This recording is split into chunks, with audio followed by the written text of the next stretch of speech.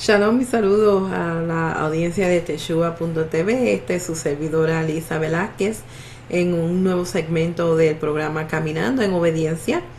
En continuación con los estudios del apóstol Pablo, como habíamos aprendido anteriormente.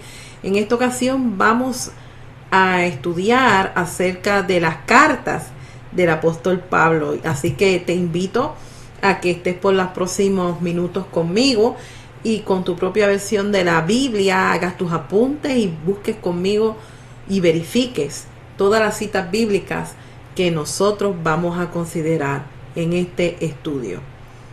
Los escritos mal interpretados de la carta de Pablo. Estas son unas láminas de todas las cartas que el apóstol Pablo, la fecha, quién era la audiencia, el lugar, el motivo de la carta, cuál fue el tema central de cada carta. Cuando usted esté viendo el video, usted lo puede dar pausa para así hacer sus anotaciones más detalladas.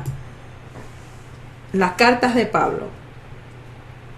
Pablo de Tarso no fue un apóstata del judaísmo, sino que vivió una vida obediente a la Torá, aún después de convertirse en un creyente del Mesías Yeshua. Hoy día, muchos creyentes podían considerar ser obedientes a los mandamientos de Dios de no ser por las escrituras de Pablo. Muchos creen que Pablo enseñó a no obedecer los mandamientos y que nos advirtió de caer de la gracia estando en la ley. Si realmente esto es cierto, entonces contradice sus palabras y lo que conocemos de él. Así que estaremos investigando algunos de sus escritos que muchos los consideran anti-Torá y anti-judío, y esperamos desenredar la interpretación tradicional para descubrir el verdadero mensaje del apóstol Pablo. Los enfoques principales en este estudio es que aprendamos principios claves para leer las cartas de Pablo, disipar malos entendidos sobre muchas de las enseñanzas de Pablo, descubrir el verdadero mensaje de las cartas de Pablo y ver la conexión con la tierra, la gente y las escrituras de Israel a través de las cartas de Pablo. Los escritos de Pablo son muy mal interpretados. Aún Pedro admitió que las cartas de Pablo contienen muchas cosas que son difíciles de entender, y muchas escrituras de Pablo han sido históricamente interpretadas como anti-Torá. Segunda de Pedro 3, 15 y 16 dice: y piensen en la paciencia y salvación que viene de nuestro Adón, así como nuestro querido hermano Shaul también les escribió siguiendo la sabiduría que Yahweh le dio. En verdad, él habla de todas estas cosas en todas sus cartas. Ellas contienen algunos conceptos que son difíciles de entender, conceptos que los no instruidos e inestables distorsionan para su propia destrucción, como hacen con las otras escrituras. Teniendo este versículo en base, vamos a analizar algunos principios importantes.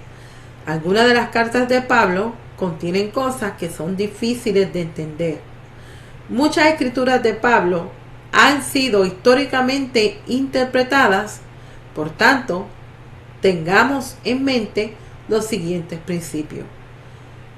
La escritura nunca se contradice.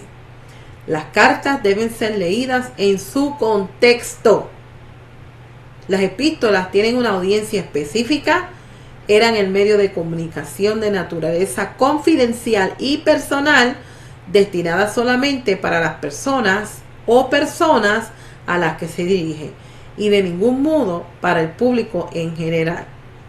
Y Pablo guardaba los mandamientos. Si nosotros tenemos estos principios como base, poco a poco vamos a desenredar los enigmas de las cartas del apóstol Pablo. Una de las cartas que muchas personas malinterpretan es la carta a los romanos.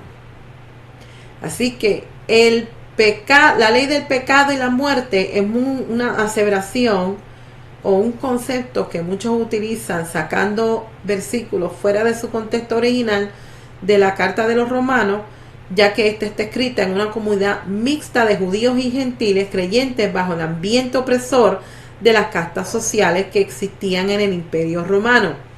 Un gentil temeroso de Dios era aquel que adoraba a Dios, pero no estaba formalmente convertido al judaísmo, como aprendimos en el estudio anterior. Mayormente se refiere a las 10 tribus del norte que fueron separadas de Israel y que vivían entremezcladas con otras naciones fuera del pacto con Israel. Para un estudio, les recomiendo un estudio de las castas sociales en el contexto del Imperio Romano. Vayan al website de Rico Cortés en Sabiduría en la Torá, que él tiene un excelente estudio que explica la diferencia de las castas sociales y el por qué mucha gente confunde los escritos de Pablo, específicamente la carta de los romanos. Así que se los recomiendo, vaya al Ministerio de Sabiduría en la Torá y búsquese este estudio. ¿De cuál ley se está hablando aquí en la carta a los romanos? El problema es mal interpretado al decir que morimos a la Torá. Romanos 7, 1 al 6. Seguramente ustedes saben, hermanos, pues hablo a aquellos que entienden la Torá. Primeramente hablo a aquellos a quienes entienden la Torá. Que la Torá tiene autoridad sobre una persona mientras vive. Por ejemplo, una mujer casada está ligada por la Torá a su esposo mientras él vive, pero si el esposo muere, ella es libre de la parte de la Torá que tiene que ver con esposos. Entonces, mientras el esposo está vivo, si ella se casa con otro hombre, es declarada adúltera. Pero si el esposo muere, ella es libre de esa parte de la Torá, de tal manera que si ella se casa con otro hombre, no es adúltera.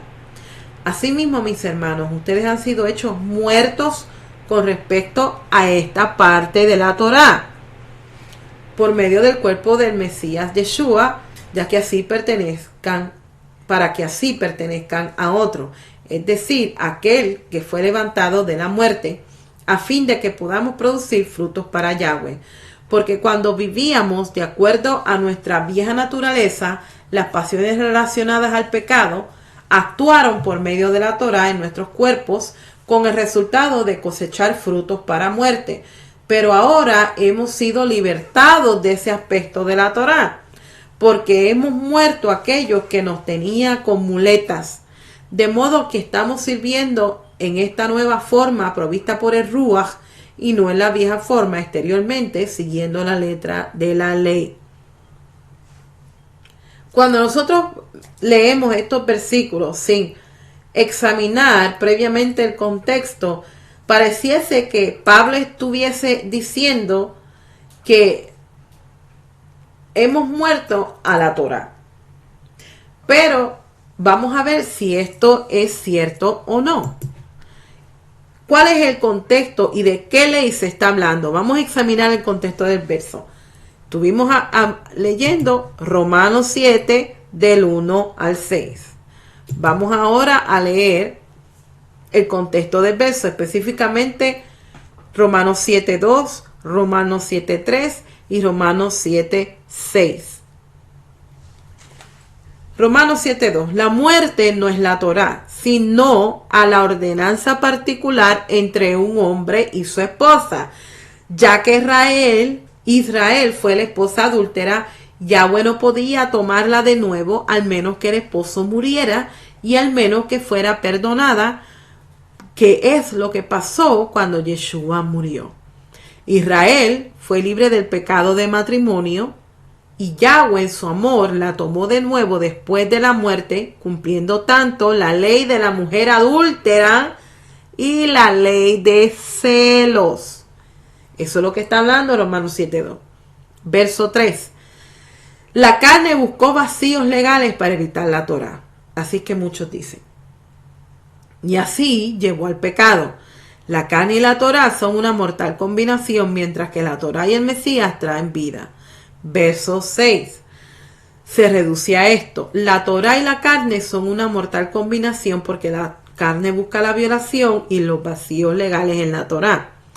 El Espíritu y el Mesías en nosotros busca obediencia, no vacíos legales. Y como tal, la Torá apela a la carne hasta que esa carne es destruida por el Mesías. Y así, toda la Torá puede hacerse de nuevo útil y una bendición. Por lo que el desafío de Yahweh fue removernos de nuestra condición caída. No remover la Torá del hombre caído, sino remover la ley del pecado que nos excusaba y nos alejaba de Dios. Romanos 7 específicamente tiene un largo contexto desde el capítulo 5 hasta el capítulo 8.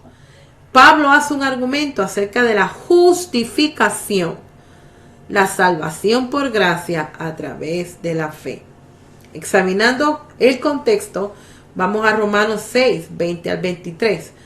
Porque cuando eran esclavos del pecado, eran libres con relación a la justicia. Pero ¿qué beneficios percibieron de las cosas que ahora los avergüenzan? El resultado de esas cosas era la muerte.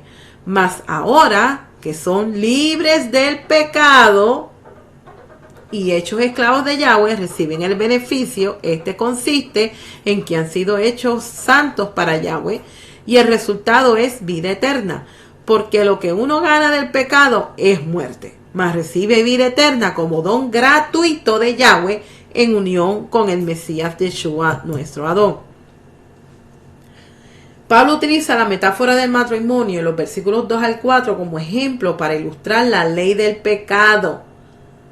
Cuando dice en el verso 2, una mujer casada está ligada por la Torá a su esposo mientras él vive, pero si el esposo muere, ella es libre de esa parte de la Torá que tiene que ver con los esposos.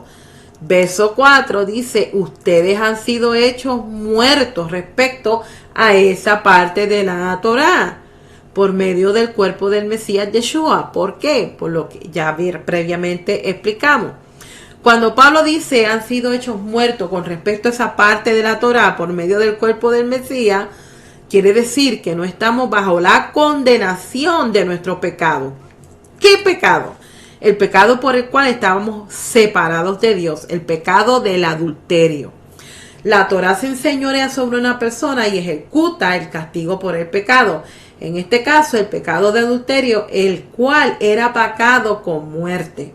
Esto implica que ya no estamos sujetos a la condenación de la Torá, o sea, a la muerte por nuestro pecado de adulterio.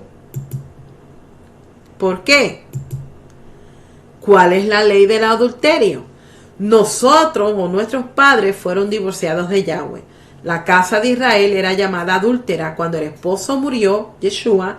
Así también la casa de Israel fue inmersa en su muerte y murió con él, así liberándola a una mujer atada al juicio de adulterio. Cancela su juicio de ser etiquetada por lo que ella era una adúltera. Todos éramos adúlteros, pero con la muerte de Yeshua, nuestro juicio como adúlteros ahora está anulado, porque el esposo murió. Pero si queremos regresar al esposo, no podíamos hasta aquí, porque el esposo estaba muerto. Por tanto, el Padre resucitó a Yeshua y ahora nuestro esposo anterior puede restaurarnos a una relación pura y kadosh con él. En su muerte y resurrección, nosotros voluntariamente reentramos con convenio con él y así estamos libres del juicio de esa parte de la Torá que nos había juzgado como adúltero. Todo el juicio de adulterio fue cancelado. El problema no son las leyes de la Torá. El problema es el pecado. Así que el significado de la metáfora del matrimonio es: la mujer casada es el no creyente. La mujer viuda es el creyente. El primer esposo, vivir bajo el pacto en armonía sin pecado. El adulterio, el quebrantamiento del pacto y la Torá. La ley es la Torá, la aplicación de la muerte de la ley. La aplicación de la ley, o sea, la muerte. Y el segundo esposo, el Mesías resucitado en justicia y paz con Dios. Por tanto, pudiéramos ahora leer Romanos 7, versos 2 al 4 de esta forma. Por ejemplo, si una mujer casada está ligada por la Torá a su esposo mientras él vive, pero si el esposo muere, primer esposo, ella es libre de la parte de la Torá, el castigo que tiene que ver con eso, con esposo. Entonces, mientras el esposo está vivo, si ella se casa con otro hombre, es declarada adúltera, es no creyente. Pero si el esposo muere, primer esposo, ella es libre de esa parte de la Torá. De tal manera que si ella se casa con otro hombre, no es adúltera, ahora es creyente. Asimismo, mis hermanos, ustedes han sido hechos muertos con respecto a esta parte de la Torá, el castigo, por medio del cuerpo del Mesías Yeshua, segundo esposo, para que así pertenezcan a otro, es decir, aquel que fue levantado de la muerte, a fin de que podamos producir frutos para Yahweh. En resumen, antes de la fe en el Mesías, el castigo de la Torá nos condenaba por el pecado de adulterio. Después de la fe en el Mesías, el pago por el pecado no nos condena más. Si, esta es la cláusula, si guardamos la Torá y llevamos fruto de ella, obedeciendo los mandamientos. Romanos 7, 12 al 14 muestra que la Torá es santa, justa y buena. Esto es, el mandamiento es kadosh, justo y bueno. Entonces, esto que es bueno se convirtió para mí en lo que me llevó a la muerte. Ya bueno, lo permita. Lo que pasa es que el pecado ocasionó la muerte en mí por medio de algo bueno, para que el pecado fuera claramente expuesto como pecado, a fin de que el pecado por medio del mandamiento pudiera ser conocido como pecaminosidad sin medida. Pues sabemos que la Torá es de Ruach, pero en lo que a mí se refiere, estoy ligado a mi vieja naturaleza, vendido a la esclavitud del pecado. Espero que este resumen de Romanos 7, 1 al 14 les haya abierto o aclarado algunas dudas en cuanto a qué se refiere a Pablo, que es la ley del pecado, o a qué ley se refiere Pablo, que estamos muertos. Otro punto de controversia u otro escrito se encuentra en Gálatas capítulo 4, los versículos 21 al 26. Díganme, ¿quieren estar en sujeción al sistema que resulta de pervertir la Torá, el legalismo, obras de la ley? ¿O no oyen lo que la misma Torá dice, que Abraham tuvo dos hijos, uno de la sierva y otro de la libre? De la esclava y otro de la libre. El de la esclava nació bajo las capacidades limitadas de los seres humanos, mas el de la libre nació bajo el poder de Yahweh de hacer milagros cumpliendo su promesa. Ahora bien, para hacer un midrash sobre estas cosas, las dos mujeres son dos pactos. Uno es el del monte Sinaí y engendra hijos para esclavitud. Esta es Agar. Agar es monte Sinaí en Arabia. Ella corresponde a la Jerusalén actual, pues ella junto con sus hijos sirve como esclava. Pablo le escribe a los Gálatas gentiles y les amonesta por pensar que la fe no era suficiente para salvación y que era necesaria la circuncisión para tener la salvación. Les hace la alegoría de los hijos de Abraham y las dos madres. Un gentil convertido al judaísmo ha sido circuncidado bajo los reglamentos, pasa a ser llamado hijo de Abraham. Dos tipos de gentiles, hijos de Abraham, legalmente convertidos a través del ritual de la circuncisión y por conversión espiritual a través de la fe en el Mesías. Así que, resumiendo, Gálatas 4, 21 al 26, Agar y Sara son dos pactos, la esclava y la libre. El pacto en el Sinaí, el pacto con Abraham. Jerusalén terrenal, Jerusalén celestial. Ismael, hijo de Abraham, Isaac, hijo de Abraham. Concebido natural, Ismael, Isaac, concebido por una promesa y un milagro. Ismael, concebido carnalmente, Isaac, concebido espiritual por fe. Ismael como un ritual de conversión y circuncisión, e Isaac a través de la fe en el Mesías. El simbolismo en Gálatas 4, 21 al 26, la conversión legal para convertirse en judío o la ley. El gentil convertido al judaísmo a través de la circuncisión, Ismael. El gentil convertido a través de fe, Isaac. El pacto de Sinaí, Jerusalén, Agar. Y el pacto abrahámico, la nueva Jerusalén, o sea, Sara. Gálatas 4, 28 al 31. Ustedes, hermanos, como Isaac, son los hijos a los que se refiere la promesa de Yahweh. Pero ahora, como antes, el nacido de acuerdo a las capacidades humanas limitadas, persiguió al nacido por el poder sobrenatural del Ruach. Así también es ahora.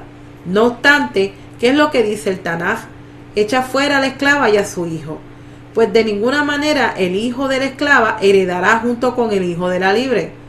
De manera que, hermanos, nosotros somos hijos, no de la esclava, sino de la libre. Citando de Génesis 21:10. No se trata del Viejo Testamento versus el Nuevo Testamento, o el judaísmo versus el cristianismo. La cuestión de debate aquí en Gálatas 4 es si el gentil necesitaba o no ser legalmente judío para alcanzar salvación. Y sabemos que la salvación es un regalo del Rey y solo se puede obtener a través de la fe bajo el pacto hecho con Abraham y por nuestra fe en el Mesías bajo el compromiso de guardar el pacto hecho en el Sinaí, que es la Torá. La cuestión de la circuncisión versus incircuncisión. En Gálatas capítulo 5, los versos 1 al 6. Un gentil, mediante el ritual de conversión, puede convertirse legalmente en un judío. Vamos a investigar estos versos.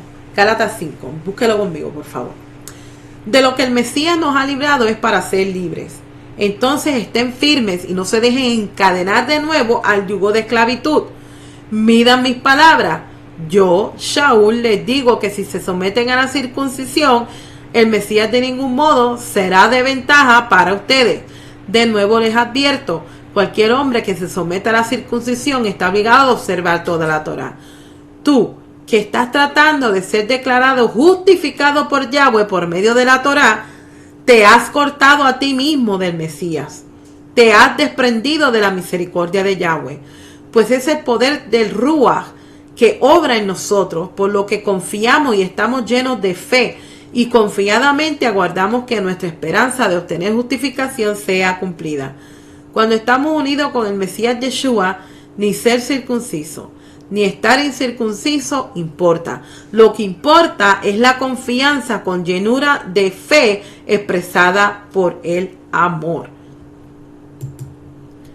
En Gálatas, Pablo no está enseñando en contra de la Torá o de guardarla. Él no está diciendo que una persona que guarda la Torá cayó de la gracia. Lo que él sí explica es que si buscas ser justificado por guardar la Torá o piensas que necesitas convertirte en judío por medio de la circuncisión para entonces recibir salvación, entonces renunciaste de la gracia. Tampoco él está enseñando en contra de la circuncisión, porque Yahweh hizo un pacto con Abraham cuando tenía 99 años de edad. Tanto él como sus descendientes varones tenían que ser circuncidados. Y esta es la razón por la que los de Judea afirmaban que los gentiles no podían pertenecer a Israel si no estaban circuncidados, ya que el mandamiento de la circuncisión es como señal de pacto, pero no como un requisito para adquirir salvación. Por ejemplo, Génesis 17, del 9 al 12, Elohim dijo a Abraham: en cuanto a ti, tú guardarás mi pacto completamente, tú y tu descendencia después de ti, generación por generación. Aquí está mi pacto, el cual guardarás entre yo y tu descendencia después de ti por tus generaciones. Todo varón entre ustedes será circuncidado. Será circuncidado en la carne de tu prepucio. Esta será la señal del pacto entre yo y tú, generación por generación. Todo varón entre ustedes que sea de 8 días de nacido será circuncidado, incluyendo esclavos nacidos dentro de tu casa y aquellos comprados a un extranjero que no sea de tu descendencia. La cuestión de debate: la circuncisión no es un requisito inmediato para la salvación en el Mesías Yeshua. Y esto fue la gran pelea que Pablo tenía por casi toda su vida. La circuncisión es la marca externa de pertenecer a Israel. Nadie es redimido para vida eterna por apoyarse en la Torá solamente en una forma legalista, ya que la Torá por sí sola no redime. Yeshua es nuestro Redentor. Después de venir a Yeshua, entonces se comienza a aprender y obedecer la Torá, y entonces es la misma Torá quien nos limpia y nos enseña a caminar en justicia.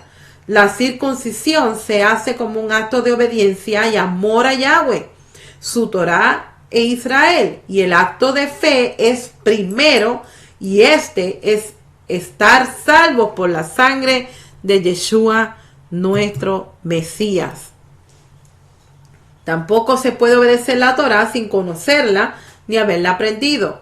La circuncisión debe hacerse decentemente y en orden, porque una vez que el sello se recibe, ese israelita es empujado a cumplir completamente e inmediatamente, lo cual puede llegar a ser frustrante, de modo que un nuevo convertido puede rendirse y caer apartado del Eterno.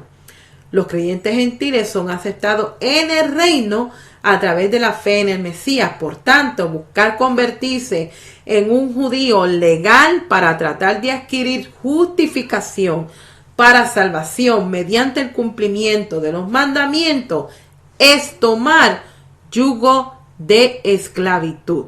Así que, resumiendo el debate de la cuestión de la circuncisión, el concepto que Pablo tenía claro era que los gentiles, que hasta entonces no conocían a Yahweh ni sus mandamientos, tenían que comenzar su caminar en el pueblo de Israel teniendo conocimiento de los mandamientos para poder tener un corazón circuncidado.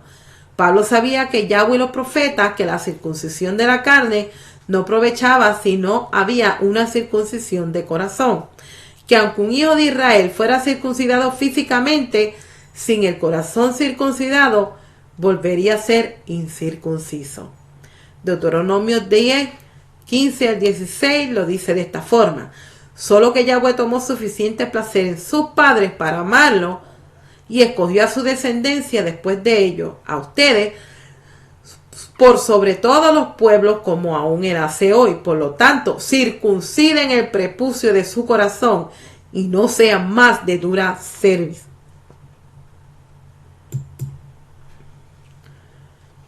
Ahora vamos a analizar la cuestión de la pared de división, según se registra aparentemente en Efesios 2, los capítulos 11 al 16.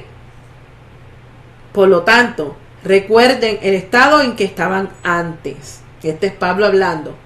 Ustedes gentiles de nacimiento, llamados los incircuncisos, por aquellos que por una simple operación en la carne son llamados circuncisos. En aquel tiempo no tenían Mesías. Estaban apartados de la vida nacional de Israel, extranjeros a los pactos que personifican la promesa de Yahweh. Estaban en este mundo sin esperanza y sin Elohim. Pero ahora, ustedes que estaban muy lejos han sido acercados por medio del derramamiento de la sangre del Mesías, porque Él mismo es nuestro Shalom. Él nos ha hecho a ambos pueblos uno y ha derrumbado la pared que nos dividía, destruyendo en su propio cuerpo la enemistad ocasionada por la Torá con sus mandamientos, manifestada en la forma de dogmas. Él hizo esto para crear en unión con Él mismo de los dos un hombre renovado y entonces hacer shalom, para así reconciliar para Yahweh ambos pueblos en un solo cuerpo. Siendo ejecutado como un criminal, entonces mató en sí mismo esa enemistad. Estos versículos, amados, son los que muchos creyentes cristianos utilizan para apoyar de que ya Cristo vino y por lo tanto esa pared de división Él la destruyó. Pero no tienen un concepto correcto de cuál era esa pared de división. Así que vamos nosotros a desglosar estos versículos. ¿Cuál era la pared de división registrada en Efesios 2, 11 al 16? Las 10 tribus del norte, o sea, Israel y Efraín, se gentilizaron y desecharon la Torá e hicieron sus propios dogmas o doctrinas, como también lo hizo Judá, hizo sus propias doctrinas, y esto fue lo que provocó la enemistad entre los que aman la Torá, Judá, y los que desecharon la Torá, Efraín. La profecía en Ezequiel capítulo 37 registra que llegará un día en que Yeshua juntará en su propia mano a Efraín y a Judá para ser un solo pueblo.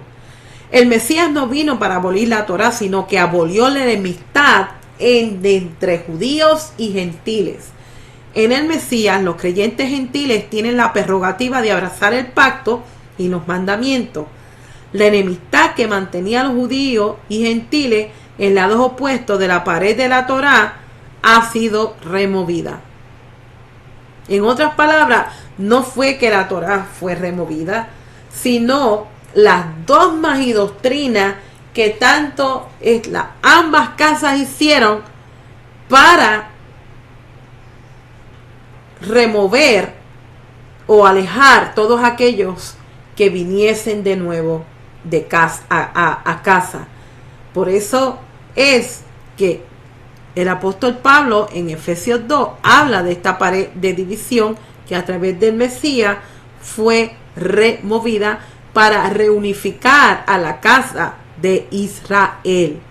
Pero es clave cuando dice aquellos dogmas o mandamientos de hombres, no es la Torá, fueron los mandamientos o doctrinas hechas por los hombres, lo que fue removida. Otro concepto u otro versículo de los escritos de Pablo que mucha gente utiliza es la carta a los Colosenses, y utilizan específicamente Colosenses 2 versos 13 al 17 para decir que la Torá, o para apoyar y declarar que la Torá fue clavada en la cruz. Pero un análisis de esto, vamos a aprender si esto es realmente cierto o no. Colosenses 2, 11 al 17 dice: también fue en unión con él que fueron circuncidados, no con circuncisión hecha con manos humanas, sino cumplida por medio de despojarse del control de la vieja naturaleza sobre el cuerpo. En esta circuncisión hecha por el Mesías, fueron sepultados juntamente con él por haber sido sumergidos, y en unión con él también fueron resucitados por la llenura de fe de Yahweh que se manifestó cuando levantó a Yeshua entre los muertos. Ustedes estaban muertos por sus propios pecados, esto es por su prepucio, su vieja naturaleza. Pero Yahweh les dio vida juntamente con el Mesías, perdonando todos sus pecados. Él canceló el documento de deuda en nuestra contra. Por causa de las regulaciones, estaba como testimonio en contra nuestra, pero Él lo removió, clavándolo en la estaca de ejecución. Despojando a los gobernadores y autoridades de su poder, los exhibió públicamente como espectáculo, triunfando sobre ellos por medio de la estaca. Por tanto, no dejen que nadie los juzgue en conexión a la comida o a la bebida, o con relación a festividad, o Rosh Hodesh, o Shabbat. Estos son sombras de cosas que han de venir, pero el cuerpo es del Mesías. Colosenses capítulo 2, específicamente el verso 14, nosotros estábamos muertos por nuestros propios pecados, pero Yeshua vino a cancelar el documento de deuda en contra nuestra. Esta palabra documento de deuda en griego, aquí en Colosenses 2.14, viene del griego G5498, que es la palabra hierografón, que significa algo escrito algo escrito a mano, como un manuscrito, especialmente un documento o bono legal, figurativamente un acta. Así que, ¿cuál es este documento que fue supuestamente clavado en la cruz? Que es uno de los versos más tergiversados de los escritos de Pablo. Aquí no dice nada que clavó la Torá o la ley a una cruz. No fue la Torá o la ley, fue el documento de divorcio, que en hebreo se conoce como Seferet Keritut, según Isaías 51 y Jeremías 3, 6 al 8, por nuestras transgresiones. Anulando el efecto o largo tiempo, entonces él dictó un nuevo documento de matrimonio, un documento de la Torá llamado Pacto Renovado o Brit Hadashah, cumpliendo las palabras de Oseas 2:23. Este es el misterio del Evangelio. Esta es la reunificación de las ovejas perdidas de la casa de Israel. Esta es también la base de la reunión de las dos casas de Israel. Así que Isaías 51 dice: Así dice Yahweh, ¿dónde está el documento de divorcio de tu madre que yo le di a ella cuando me divorcié? ¿O a cuál de mis acreedores te vendí? Tú fuiste vendida por causa de tus pecados, por causa de tus iniquidades. Tu madre fue divorciada. Jeremías 3, 6 al 8. En los días de Josías, el rey, Yahweh me preguntó, ¿has visto las cosas que la reincidente Israel ha estado haciendo? Ella sube sobre toda colina despojada y bajo todo árbol frondoso y se prostituye así allí. Yo dije que después que ella había hecho todas estas cosas, ella regresaría a mí, pero no ha regresado. Mientras tanto, su bella hermana Judá ha estado observando. Yo vi esto a pesar de que la reincidente Israel había cometido adulterio, por tanto la despedí y le di el documento de divorcio. Desleal Judá, su hermana, no fue movida a temor, en cambio ella también fue y se prostituyó así. Oseas 1:7.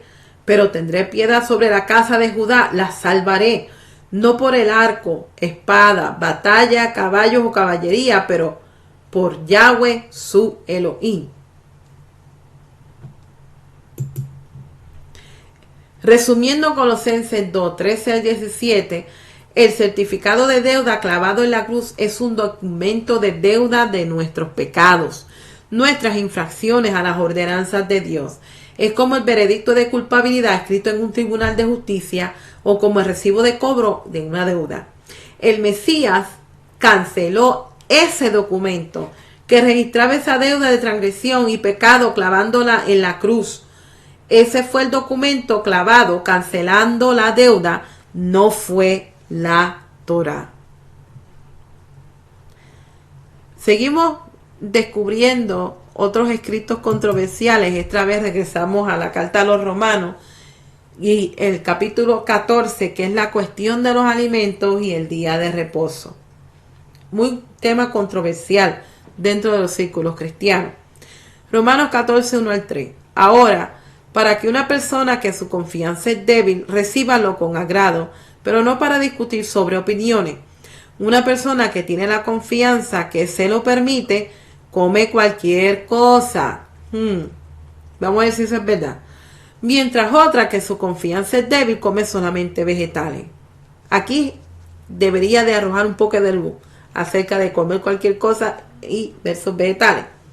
El que come cualquier cosa no debe abochornar al que se abstiene, y el que se abstiene no debe juzgar al que come cualquier cosa, porque Yahweh le ha aceptado a él. Aparentemente, cuando nosotros examinamos Romanos 14 y sacamos estos versículos con pinza fuera del contexto original, parece que Pablo está hablando que alguien que come kosher es débil en la fe, pero la persona que come de todo es fuerte en la fe. Más adelante en el capítulo llega a decir que en su opinión ninguna comida es inmunda. Versos 5 y 14. Una persona considera algunos días de más estima que otros, mientras otra considera que todos son iguales. Lo que es importante es estar totalmente convencido en su propia mente.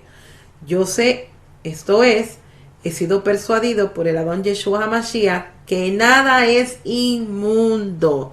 Estos versos son muy controversiales si no se saben aplicar correctamente. El problema de sacar estos versos fuera de su contexto es que el débil se refiere al que no está seguro si esa comida es dedicada a los dioses y por lo tanto se abstienen de comer todo. Pablo luego considera que los dioses nada son. Por lo tanto, la comida no es inmunda en sí misma por haberse dedicado a los dioses. Así es como se concluye que los fuertes son los que no consideran comida dedicada a los dioses como inmunda, por lo tanto no tienen problema en comerla. Pero dando la salvedad de que estos alimentos de que está hablando el apóstol Pablo no violan lo establecido en la Torá, en Levíticos capítulo 11 y Deuteronomios capítulo 14, como ya nosotros hemos aprendido. Primera de Corintios 8, los versículos 4, 7 al 9 y luego el 10. Así que, por tanto, comer comida sacrificada a los ídolos, sabemos, como ustedes dicen, un ídolo no tiene existencia real en el mundo y solo hay un Elohim. Pero no todos tienen este conocimiento. Además, algunas personas todavía están tan acostumbradas a los ídolos que cuando comen alimentos que han sido sacrificados a ellos, piensan que en realidad los alimentos están afectados. Y sus consecuencias y sus conciencias, siendo débiles, se profanan. Pero cuídense de que su maestría en la situación no se convierta en una piedra de tropiezo para los débiles. Ustedes tienen este conocimiento, pero supongan que alguien con una conciencia débil los vea sentados comiendo una comida en el templo de un ídolo. ¿No será él edificado erróneamente para comer este alimento que ha sido sacrificado a los ídolos? Entonces, por su conocimiento, esta persona débil es destruida, el hermano por quien el Mesías murió. Así que cuando pecan contra un hermano, hiriendo su conciencia cuando es débil, están pecando en contra del Mesías. Para resumirlo, si la comida es una trampa para mi hermano, no comeré carne jamás. No sea que haga que mi hermano peque. Muchos piensan que todos los alimentos creados por Dios son aptos para el consumo y utilizan versos fuera de su contexto original para validar su pensamiento. Otro versículo que se utiliza para decir que todo es acepto para el consumo se encuentra en 1 de Timoteo 4 y 5. Todo lo creado por Yahweh es bueno y nada recibido con acción de gracias debe ser rechazado, porque la palabra de Yahweh y la oración lo hacen santo. Vamos a ver si eso es cierto. Todas las comidas pueden ser consideradas comibles si son consideradas comidas en primer lugar. Comemos lo que dice Yahweh. Comemos lo que dice Yahweh, no lo que nosotros queremos comer. En Génesis 1:31, todos los buenos vegetales de la tierra, después Yahweh añadió carne, pero no cualquier carne, sino carnes aprobadas por las Escrituras. Entonces, es lo que Yahweh considera comida, y lo que Él no considera que es comida es lo que necesitamos aprender según la Escritura. La herejía yace en prohibir comer lo que Yahweh ha creado para ser comido, y en el verso 5 vemos claramente que es la palabra de Yahweh lo que hace las comidas apropiadas para ser comida. En otras palabras, la Torah es lo que te dice lo que puedes comer. Primero, pásalo por la Torah, porque es primeramente la palabra y después la oración. ¿Cómo tú te vas a sentar a la mesa con tu familia y vas a servir todo tipo de alimentos inmundos prohibidos en Levíticos 11 y Deuteronomio 14 para luego pedir la bendición del Eterno sobre esa provisión inmunda en tu mesa? Eso no tiene sentido. Muchos piensan también que todos los días fueron creados por Dios, por lo tanto son todos ideales para su adoración, y utilizan versos fuera de su contexto original para validar su pensamiento. Veamos. Una persona considera algunos días de más estima que otros, mientras otra considera que todos son iguales. Lo que es importante es estar totalmente convencido en su propia mente. Yo sé, esto es, he sido persuadido por el Adón Yeshua HaMashiach que nada es inmundo. Estos versículos también muchas personas lo aplican para los alimentos comunes y también para los días de congregación o adoración. ¿Qué realmente Pablo estaba hablando en Romanos 14? Pablo está hablando de alimentos comunes y como sin sentido parece que cambia el tema para luego retomar el tema de los alimentos. Lo que él está refiriéndose en esta porción es acerca de los días de ayuno, ya que la Torah solo especifica el día de Yom Kippur como un día de ayuno. Por el resto del año no existe un mandamiento en cuanto a qué día se debe ayunar. De hecho, los Shabbat son días en que la gente más come y los días de las fiestas también. Romanos 14 no tiene nada que ver acerca de guardar o no las leyes dietéticas kosher. De igual forma no tiene que ver nada con el Shabbat. Pablo hablaba de temas totalmente diferentes. Aborda los días que algunos escogen para ayunar y abstenerse de ciertos alimentos por motivos de ayuno, no con motivo de violar los principios establecidos en la Torah en cuanto a la alimentación apropiada y el día del reposo. Wow, la verdad que cuando nosotros no estudiamos las escrituras llegamos a conclusiones erradas, ¿verdad? Así que para recapitular o cerrar este estudio, observamos que parte de las epístolas de Pablo son fácilmente incomprendidas y que incluso en los días de Pedro las cartas de Pablo eran difíciles de entender, por lo que adoptamos 3 reglas en la lectura de los escritos de Pablo. Recordemos que las escrituras no se contradicen, que recordemos que las palabras de Pablo deben entenderse en su contexto original y recordemos que el mismo Pablo guardó toda la Torá. Estudiamos algunos pasajes difíciles de las cartas de Pablo, como Romanos 7, donde aprendimos que en el Mesías hemos muerto a la condena de la Torá, pero no a la obediencia. Después vimos que el contraste entre Sara y Agar en Gálatas 4, 21 al 26, muestra un contraste entre el pacto con Abraham y el pacto de Sinaí, la conversión mediante la fe y a través de la circuncisión, y el estado de un creyente gentil y de un gentil que se convierte al judaísmo. Por lo tanto, los argumentos sobre la circuncisión y la incircuncisión y terminología sobre estar bajo la ley no son en contra de la Torá en sí mismo, pero contra exigir a los gentiles hacerse legalmente judíos para ganar la salvación. Entonces consideramos lo que Efesios 2:15 dice, que el Mesías abolió la enemistad entre el judío y el gentil, pero no eliminó la Torá. Asimismo, luego pasamos a Colosenses 2, 13 y 14, y el Mesías cancela nuestro certificado de deuda, pero no cancela la Torá, como muchos enseñan. Luego estudiamos en Romanos 14 que Pablo no hablaba de que si una persona debía mantener las leyes kosher o debe guardar el día de reposo, pero trataba específicamente cuestiones que pertenecían a la vida diaria en medio de una ciudad idólatra y también acerca de los días de ayuno. Sabemos que debemos de seguir las leyes kosher en cuanto a la alimentación apropiada y guardar el día de reposo. That's a given. Finalmente nos dimos cuenta de que las cartas de Pablo necesitan leerse desde una perspectiva judía y Torah céntrica, ya que pasajes que prueban que en primer lugar pudiesen ser anti-Torah a menudo no lo son. Así que los escritos de Pablo, las cartas de Pablo muy mal entendidas, que se crean muchos conceptos y que son confusos por no tener un conocimiento previo de su contexto, de la historia, de la audiencia, de qué era lo que estaba sucediendo cuando Pablo escribió estas cartas, a quién se dirigieron las cartas, cuál era el tema principal. Y por tanto, cuando se sacan los versículos fuera de su contexto original, se crean dogmas y doctrinas erradas.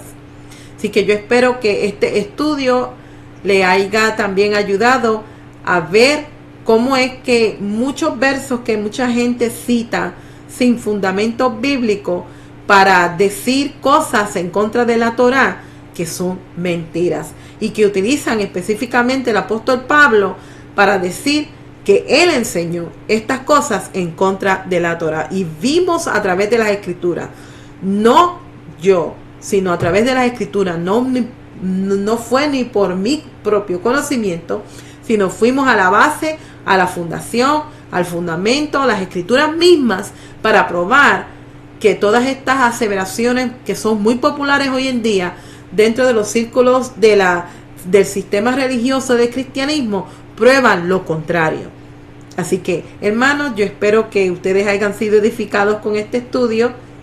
Les sigo encomiando a que sigan sintonizándose a través de Teshuva.tv, que le den un apoyo financiero a este instrumento de bendición y que sigan las enseñanzas no tan solamente de esta servidora, sino también de otros maestros que también con mucho amor y con mucha paciencia se sientan para estudiar las escrituras, para ofrecerles lo mejor de nuestro Rey a toda clase de audiencia.